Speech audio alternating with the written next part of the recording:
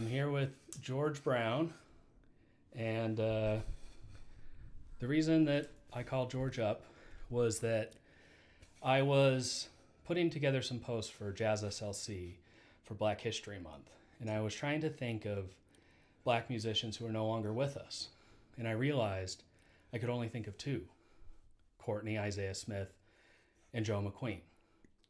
And so I called Gordon Hanks, who is the founder of Jazz SLC, and he said, I can't think of anybody else either. Well, you should call George Brown.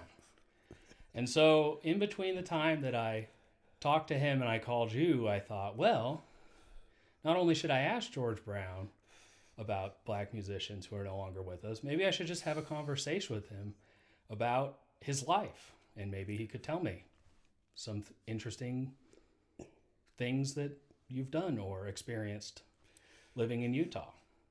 And so thank you for joining me today. Thanks for having me. So I think thanks to Gordon. Yes. So maybe we could start in your childhood. Where were you born and when did you start playing? I was born in Monroe, Louisiana, and I started playing in the fourth grade as a result of seeing Louis Armstrong. I thought that was the coolest thing I'd ever seen. And in elementary school, we had a chance to get into music. So in the fourth grade, we were asked what instrument would we like to play.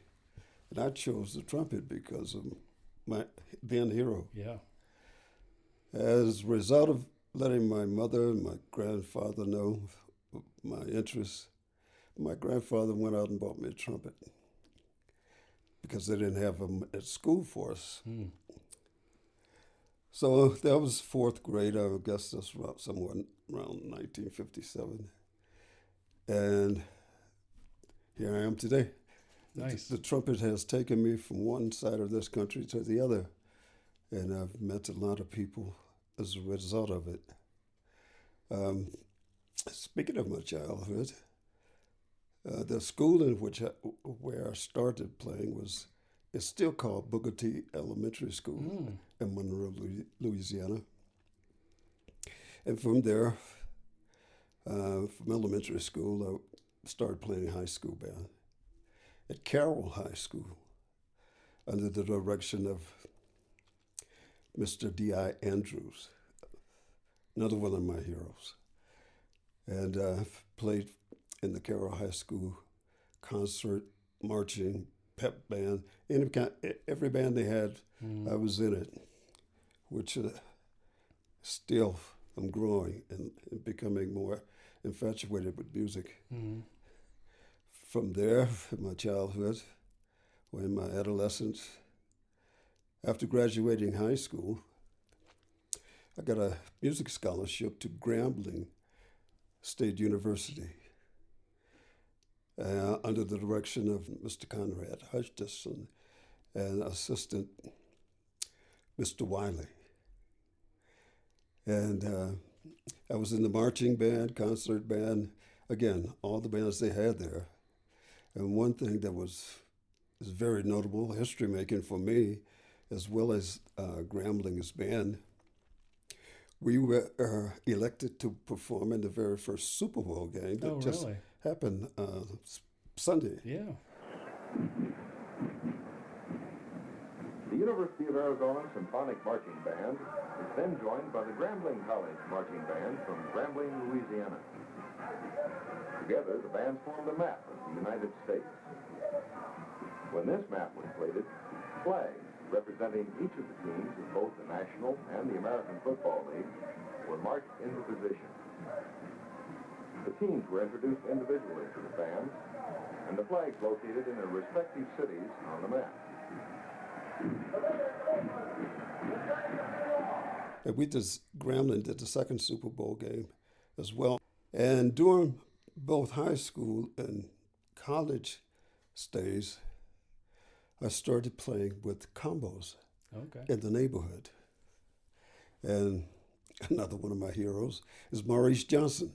And I started playing in nightclubs with him and his brother and other musicians in town when I was 13, up until I left Monroe in 1978. Now, there's a diversion in music at that time. Actually, my diversion started in 1971 because I wasn't fortunate enough to get a job in the music field. As a result, I stumbled into the railroad, Okay. which brought me here. And that's why you left in 71? That's why I left this. I didn't leave in 71. Oh, I started my railroad career in 71. I see. But on the side, I'm still playing. Mm-hmm. Okay. As a matter of fact, another one of the highlights of that time in my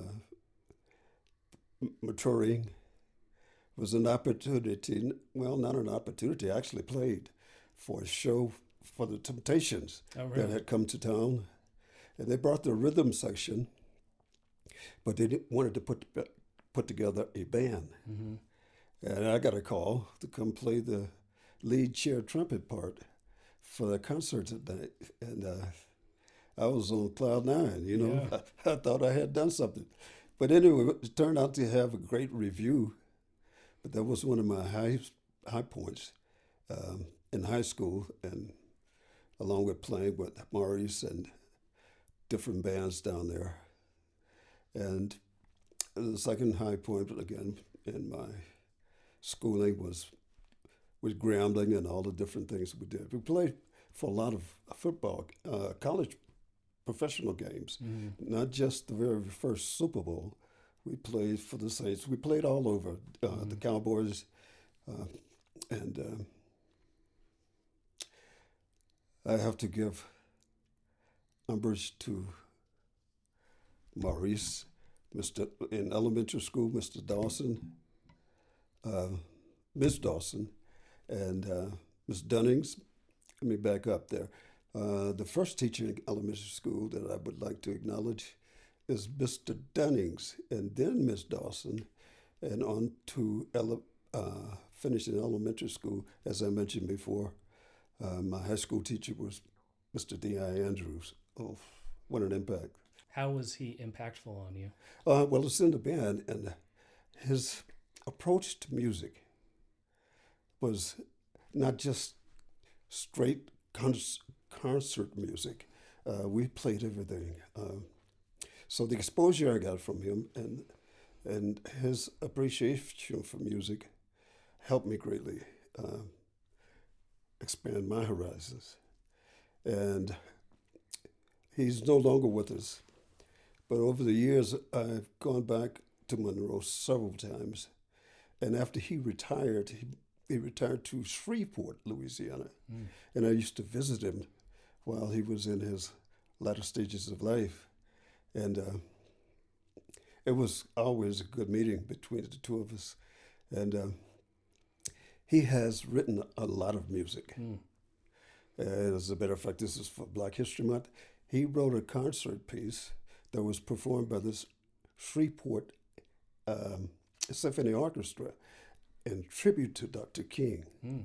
So one of King's speeches was vocalized over the orchestra playing. Oh, how cool. It was cool. And not very many people have copies of that. But fortunately, I do. But anyway, that's another story of my growing and his nurturing of my growing.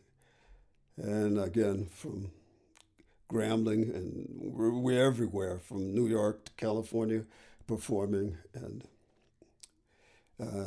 it exposed my vision of the world and being able to see different places in this country, well, I should say this country, as a result of performing with Grambling's band and seeing different musicians come on campus and perform.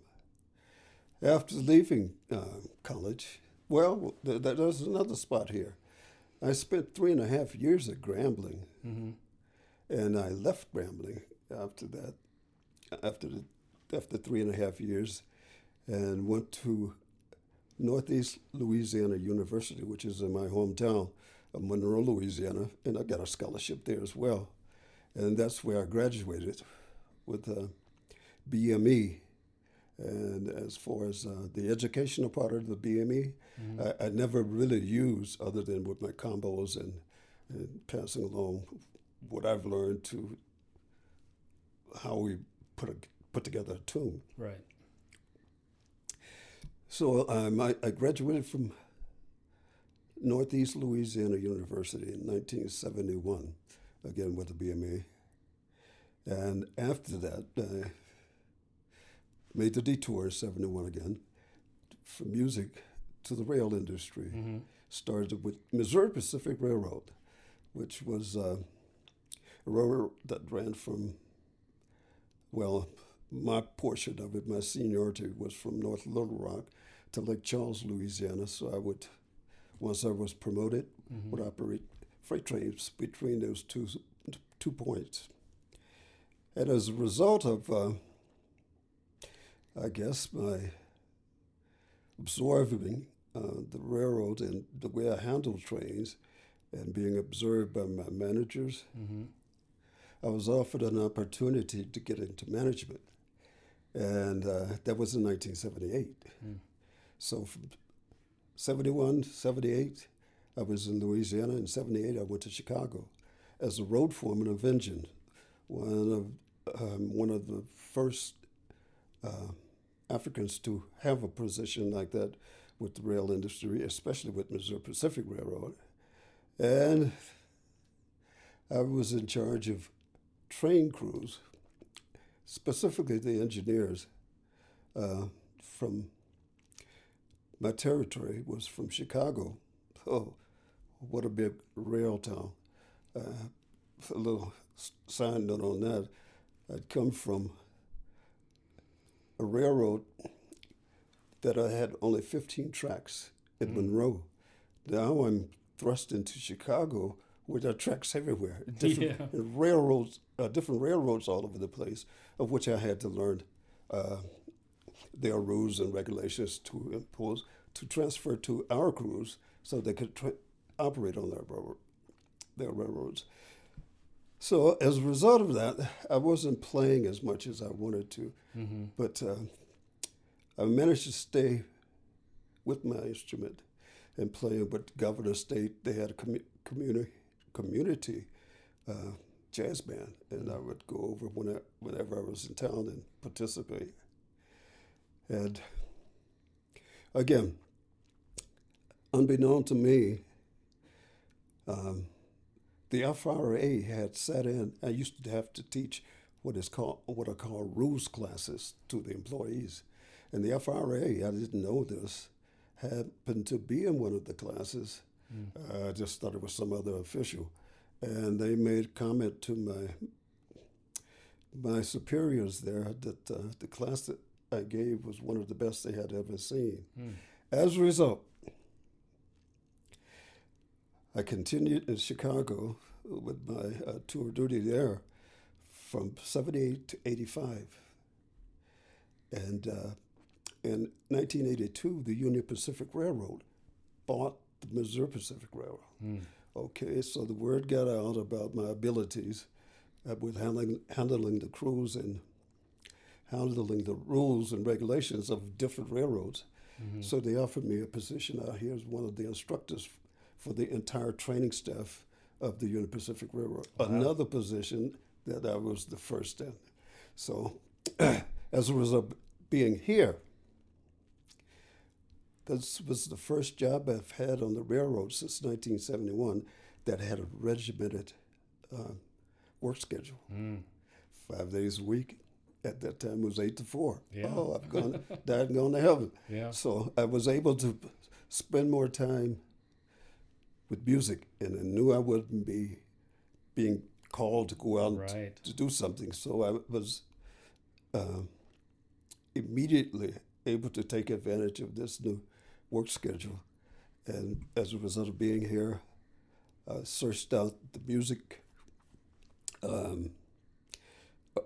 arena and what was going on here.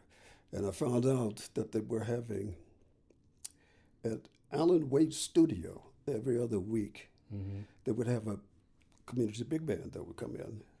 And the musicians would come in and read different charts Mm-hmm. that were written by other musicians in town that didn't have access to a big band. And that's how I got into the music scene here, is through meeting a lot of people in that big band.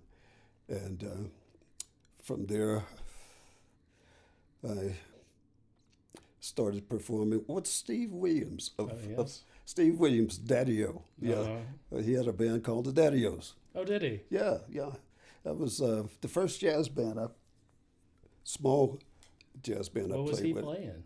Saxophone. Oh, really? Yeah. I didn't know he played. Yeah, he plays. Yeah. Okay. Yeah, he plays. He gave it up though. Oh. Yeah, he gave it up, and he left it to me basically. After he left the band, I took it over, and it's been the G. Brown Quintet ever since then. Tell me about the G. Brown Quintet. Okay. Well, it includes myself on trumpet and flugelhorn and percussion. On piano is Dave Weisenberg. On drums, Mark Matonen. And the bass player is Leo Davis.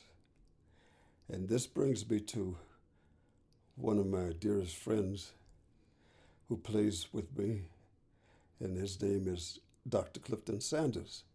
He plays all the reed instruments from soprano, sax, alto, tenor, and flute. We've been together, he's been with me for going on 20 years. And we've played all venues around this town from, I think the excellence in the community is probably the higher echelon of concerts. And we've performed there twice for two concerts there. But from one end of this valley to the other, from Snowbird, currently we're playing at Sundance. Oh, yeah. We've been there for about 4 years with a slight with an interruption because of the pandemic Right. that closed everything down. But yes, we've been there, and that's turned out to be a great place to play. People from all over the country, as well as the world, come there for skiing, and then they come into the club to hear us play. They're always surprised, and it's kind of baffling to them to find, I must toot my own horn here, to find the caliber of musicianship and jazz Yeah. here in Utah, of all places. They say, Yeah. you guys could be playing anywhere. Yeah. So those are quite good comments. Same thing happened up to Snowbird. We were there for about 9 years. And that brings me to another name that's not included in the quintet. And that's another musician here that I should have mentioned when we were talking about deceased musicians. And his name is Joy Toulouse. Okay. Joy Toulouse is from the motherland. He's from Manama, Zimbabwe. But unfortunately, Joy passed away last year and broke a lot of hearts, mine included. He was the lead singer for the group Soul Patrol and outstanding musician as well. But my group included the 5 people I mentioned. And I would like to give some more kudos to Dr. Sanders, because he's not only relegated to the music as far as his talents are scattered everywhere. He's the vice president of Salt Lake Community College, and all the campuses, with the whole network. He's the vice president there, and find time to lend his musical talents with our band, and very much appreciated. He's a good man on top of it. Can I step outside of my quintet and just? Sure. I'd like to mention some other names of musicians here Please do. that I think need to have some exposure. Since Gordon could only think of me, let me share with you some of the people that I think deserve acknowledgement. And I'll start with the ladies. Gloria Johnson Stanton. She's a vocalist. Mm-hmm. I won't pigeonhole her or any of the rest of the musicians I will mention here as strictly jazz musicians. They're musicians Right. that the capabilities are endless. Mm-hmm. And she's worked with us from time to time. Beautiful voice. She performed with us at the Cathedral of the Madeleine. That was the first time they had ever had jazz in the cathedral. We were fortunate to be asked to perform, and she performed with us there. We did 2 of those performances there. She's also worked with the quintet at the Garage, Avant Groove, and also she's appeared with us at Sundance. Another lady that I have not performed with, but I've heard her sing, she's been at the Excellence in the Community on that program for several concerts. Her name is Dee Dee Darbin. Yes, Dee Dee Darby Duffin. Yes, so Yes. you're aware of her. Oh, very much so. Yes. Yeah, well, I want to give kudos to her. She's incredible. It's, Yeah. to say the least. And Yeah. also an actress. Yes. I can't pigeonhole her to just one genre as well. She's a great talent. Harry Lee. Oh yeah, Harry Lee. And the Yeah, Back Alley and the Blues Back- Band. Yes. Yes. I've not played with Harry Lee, but I've played with him at a social event. Throw this out there. He might, hopefully he will appreciate it. The brother can barbecue. Oh, really? Yes, he can. Another singer, vocalist that I've worked with in the early stages of my tenure here is a young man named Daryl Braham. I don't know him. Okay, he's a younger man than I am. We worked together with a group called Armed and Dangerous. It's a great name. Yes, yeah. And one of the high points of working with that group is that we were chosen to perform for the Sundance Film Festival party for three of those film festivals, and got to meet a lot of what we call stars in that industry. And so he's another African American that deserves some mention. I have a list here. Charles Bradley. Charles Bradley. He's His a name vocal- rings a bell, but I can't. He works a lot with Dan Waldis. Okay. Yeah. Okay. Right. And a little side note on Charles is he and I are from the same hometown in Louisiana, Oh, is that so? from Monroe, but and played with some of the same people at different times. Charles has 1 or 2 more birthdays than I do, Oh, really? so he came before I did, and I followed in his footsteps. And I didn't know him until I moved here. He used to be on KRCL as a DJ, and that's how we interacted and how we met, and been talking to him ever since. And I've not played with this young man, but hear his name all over the place is C.J. Drisdom. C.J. Drisdom. Yes. Yes. And his brother Tim Drisdom. Yes, the Yes. entire family Yeah. are in the business, and I don't want to pigeonhole them. Right. They're sort of eclectic as well. And we've talked on the phone, but we've never actually met. And I get good vibes from him, and I wish him the best. But this is just a handful of people that I thought of that I want to take advantage of this forum Sure. to mention. Well, some others that I think we should mention since we're talking is Joshua Strowther, Joshy Soul. Do you know him? I know that name. Yeah, he does like this kind of like Motown-y original music, Okay. exciting show where he dresses like just the coolest person you can ever imagine. He'll change his clothes in the middle of the set, and everybody loves him. Okay. And then his drummer, Cameron Hodges, I believe he plays with the Cavalry. I think he's the drummer in the Cavalry Church, or Okay. was at some point. Calvin Perry? No, Cavalry Baptist Choir Church. I could be mistaken on that. Okay. Well, now those are the young guys. Yeah, those are the young guys. And, Yeah.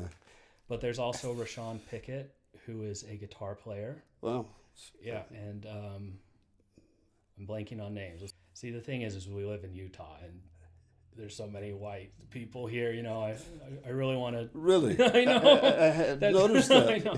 That's why I was struggling so much to try and think of Utah black musicians who have passed away. I mean, there's just not that many, and I felt so bad to well, all I can think of is Joe and Courtney. Yes, and that's why I wanted to take advantage of this. I'm not the only one. Yeah, you're not. I'm yeah. not the only one, Yeah. and they all need their kudos. Yes. Well, I recently learned of a woman named Winetta Clark, and she was with another woman, the first two black members of the Tabernacle Choir, and then she became the first black member of BYU, training nurses in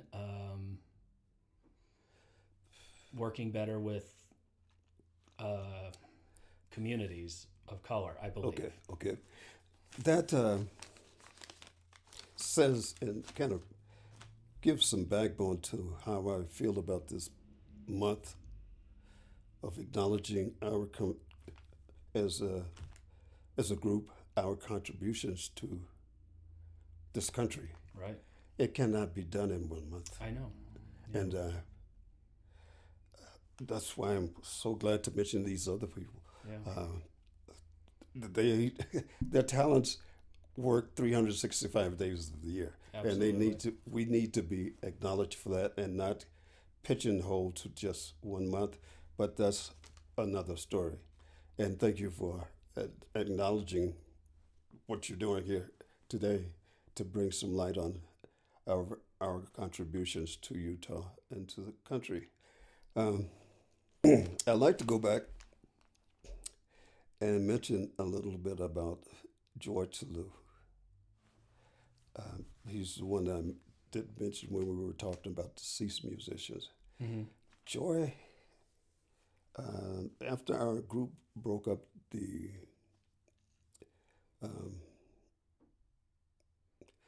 what's the hell? I just forgot my name. Soul Patrol. After we broke up, he and a musician here named Eric Sopanen Mm-hmm. developed a duet. Mm. And Joy has played all over this valley. He's been back and forth. He has a day job working out there with Clifton Sanders, Dr. Sanders. Mm.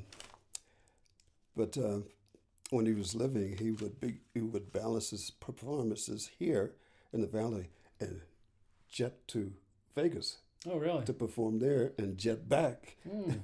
to take care of his day job. What kind of performances was he doing in Vegas? Show tunes. Oh, okay. You know, so incredible talent from Zimbabwe. And how did he make it out here? Do you know? I don't know. Mm. I don't know. I met him at Solid Community College Mm. when I was over there training for the Union Pacific Railroad. Mm-hmm. Had no idea he had musical talents, and that's quite a story. But that's a long story. But Joy deserves mentioning as far as I am concerned. And I hope Eric won't be pissed at me, but I'm going to share this. Eric just got news yesterday. And who is Eric? Eric Sopanen. Okay. Eric used to own a guitar shop here, Mm-hmm. Guitar Czar. Right. But he's an outstanding player, and he played with us with Soul Patrol. But Eric, God bless him, has defeated cancer. Oh, that's great news for him. Oh, yes. I was so elated when I saw that, and he's bouncing all over the walls, because it's been a long struggle for him. But he's never stopped playing. never stopped. But so those are some of the people that I glad you allowed me to mention in this interview. Um, that's added to the flavor of this valley. Yeah. Let's see. What would be a good question to ask you? Well, I don't know a good question, but I can mention to you. Okay. One of the places I initially started playing was I took the group over, and some of the people who are listening may remember D.B. Cooper's. It's in the Walker Bank building in the basement. We played there for the last 4 years of his existence. And one of my dear friends, two of my dear friends I met there, I went there the first time, not to play, just because I heard they were having jazz there. And I stumbled across Alan Michael, Yeah. who was going down there as well. And that's how we met, was going to D.B. Cooper's. And in my group at that time is another black musician that is very deserving of some credit here. Frederick James McCrae. He's a piano player from New Orleans who studied under Marcellus and went to Xavier. Outstanding pianist. Is he still around? He's still around. Give him a call. Does he live in Utah? He lives, and I have his phone number. Okay. So give him a call and get him in here. He's an outstanding. And is he still playing? He's still playing. Yeah. Frederick is awesome. But anyway, that was one of my first major places to play. Was D.B. Cooper's on a regular basis, and from there we just kind of branched out all over. Yeah, Alan Michaels, he's great. I took saxophone lessons from him. Did you? Yeah.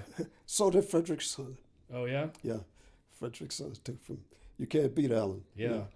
Yeah, and he has quite the resume behind him. Oh, yeah. He's got this Juilliard. yeah. Yeah. And this album, which is getting picked up all over the planet. Yeah. Again. Yeah. From his days back in New York. Yeah. Yeah. So what about I know you had a relationship with Joe McQueen. Only superficial. I never played with Joe. We played in similar events. We played before and or after each other, specifically at the Juneteenth festivals up in Ogden. And I've gone to see and hear him play, Right. but we have never played together. And I have nothing but respect for him. He's the first person I sought out when I moved here. Once I found out there were other Africans playing music, jazz. And they told me where he lived, and I tracked him down and just went up to meet him in Ogden. And but he's quite a character. And there are not many people that can do anything until they're 100. Yeah. And he managed to pull it off with music. Yeah. Yeah. So nothing but kudos for him. Yeah. Yeah. He was so cool. Yes, he was. Yeah. What about some black musicians who are no longer with us? Do you have any stories about them that you'd like to share? In Utah? Yeah. No, Joe and Courtney I can share a story with. I knew Courtney's parents before he was born. Oh, really? And Courtney used to be such a cute little fellow when he was a child. He would come and play piano at the church. His feet wouldn't even touch the floor. But he's up there learning, and you see where that led him. Yeah. His gospel background and just his gift was one that came from the universal God, and he's no longer. He left. Who am I to say too soon? But if I were running things, he would still be here. Yeah. I mean, I can say without any hesitation that he was the best musician I've ever seen. Okay, good. Yeah. I mean, he just blew me away. And Since the beginning, I think I first saw him when I was like 14. I was like, that guy is amazing. I love him. And I'd go to the Unitarian church and like sit by his mom because she'd always be calling out to him in the show. I thought that was the coolest thing. Right. And I just loved him, and it's a shame. He comes from a musical family. His Does he? father used to sing at Calvary and then later in life he started playing bongos. But his aunts sing. He has a gospel musical background family, so he had no choice but to get it. Well, Were you friends with him? but yeah, we played. I played in the choir with him, and Mm-hmm. we weren't the type of people that called each other, but we had that connection through church. Right. Right. I always got the feeling with Courtney, my relationship with him was superficial as well. Like, we knew each other. We'd probably nod at each other in the grocery store, but past that, we didn't really know each other. And that's his personality. He was very, very quiet. He wasn't. He wouldn't come and chase you down to Yeah. talk. He was just into himself. Yeah. Uh, But I always wondered, like, he was so brilliant on the piano. Like, I want to know more about him as a person behind the music. Like, what was his impact on, because I know he was really involved in the church. Like, what was his impact on the church behind the scenes when he wasn't playing? well, when he wasn't playing, it was not a. Oh, don't let me say that. But the choir wasn't where they should be. Yeah. You know, he as well as his father before his kid was born. He had that extra flavor to the choir, and he could pull things out of them,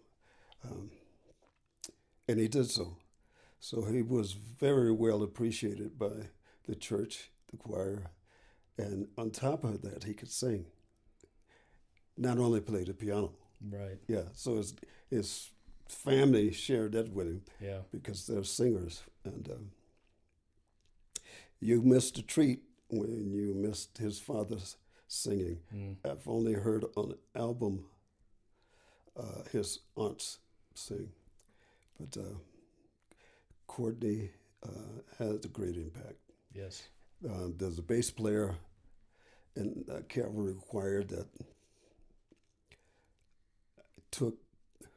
Courtney took under his arms, under his wings, and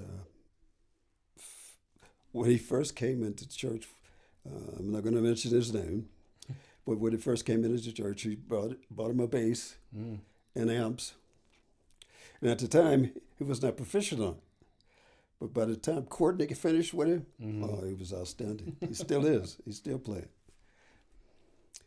But that's about all I can share with you about Courtney, because like I mentioned before, we were not bosom buddies. Right. Okay, and I always found Courtney kind of hard to get close to. But his music spoke for him. Yes. That was his reach to people.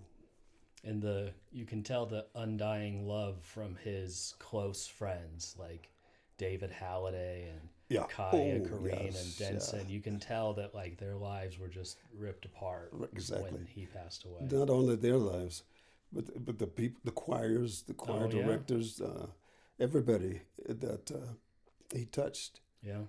not physically, Yeah. but spiritually, were devastated at such a young age. Yeah. You I know. think he was like 35 or 36 or something. But it was not in our control to determine that. And for whatever reason, beyond my limited ability to rational things out, don't know why he had to go. But he left us good memories, and cherished those. So I have a question that's kind of like ethereal, but I often think like, what is talent? And I think my only talent that I was given in music was the desire to practice. And that's how I got any sort of ability, was I actually wanted to practice my scales. If you were given a talent, what do you think your talent would be? Well, I think I have been given a talent. And my talent is, I've been given several talents, one of which is sharing information and having that information be digested by people who did not understand it before. I have a talent with music. But when you speak about talents, everyone has a talent. Right. If it's nothing more than driving a car, just sitting and breathing, Right. everyone has a talent. I guess the reason, the music is on such a pedestal because it touches everyone. And to be able to do that is the talent. If you can make a sound on an instrument, you're playing. It's to what degree Right. you can do it determines the rest of that talent. But just to pick out a note, Right. some people can't do that. Some people can't sing, Right. and so I think I have a lot of talents. One of which is to tune into my spirit, to the universe, to my ancestors that have nurtured me, and they continue to do so. And So, how would you use your talent in teaching to teach me this idea of reaching back to your ancestors if I wanted to learn how to do that? research, just think about who have all of those that have come before you, and the things they have done to get you to where you are today. Right. I mean, this just didn't happen. Indeed. Okay, so that whole process, from wherever you have come, there have been people in your life that have paved the way, that have sacrificed. Maybe they didn't sacrifice, Right. but they've laid foundation for you to benefit, and you're doing this. Do you have kids? Not yet.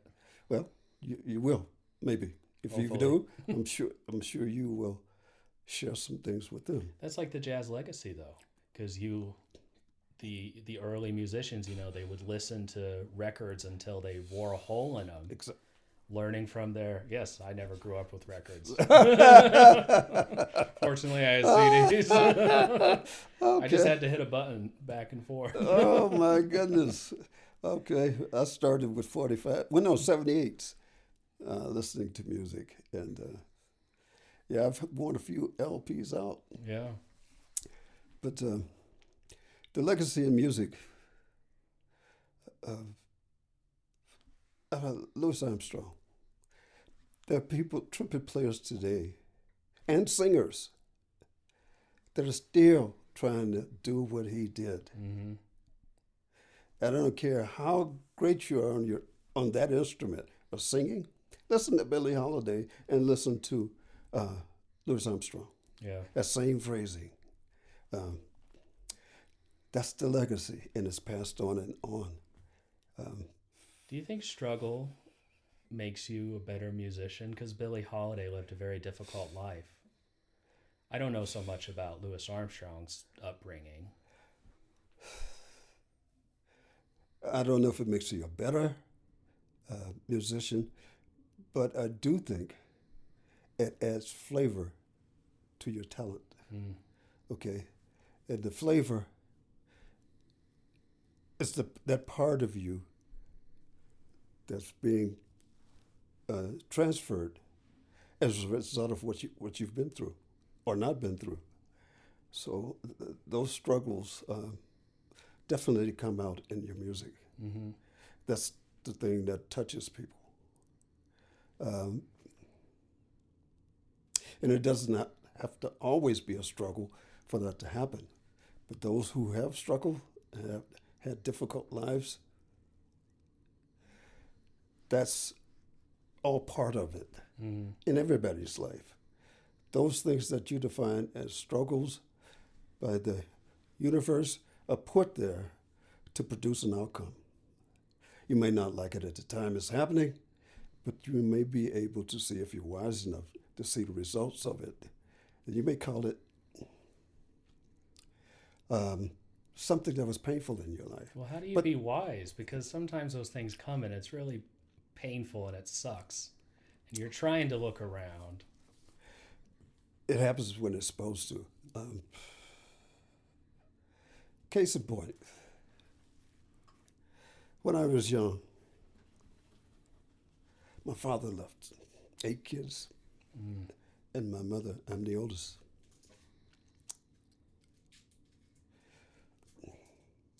And I hated him for it. But as a result of what I had to do after he left, prepared me for something else I didn't know at the time. Mm-hmm. My first job in management, I was, as I mentioned before, I had gone to Chicago to take over a management job. And I was the youngest person to have that particular job. I was sharing an office in the diesel shop with the diesel foreman. And he said to me, "How are you so young and so responsible?" And I had no answer for him. And I thought about it. And that painful part of my life, with my father leaving, and what I had to do from that point on, showed up positive later in my life. Yeah. So you may not be able to see it at the time it's happening, but you can take tragic things that have a great outcome. And again, as I said before, you may not, as you're going through it, you may not define it as that, but somewhere down the line, if you keep your eyes open and listening and just watching what has happened to you, Yeah. you can trace it back to something that has happened, maybe negative in your life. That's an example of what you just asked me. So, what's something that you wish more people knew? The greed is not necessary.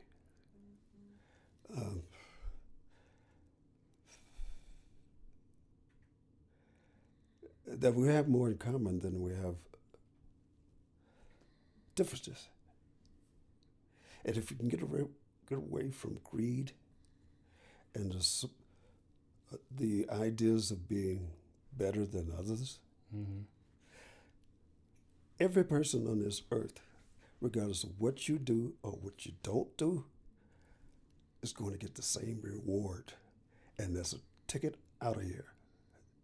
So if everybody can understand that, what's the point of all this?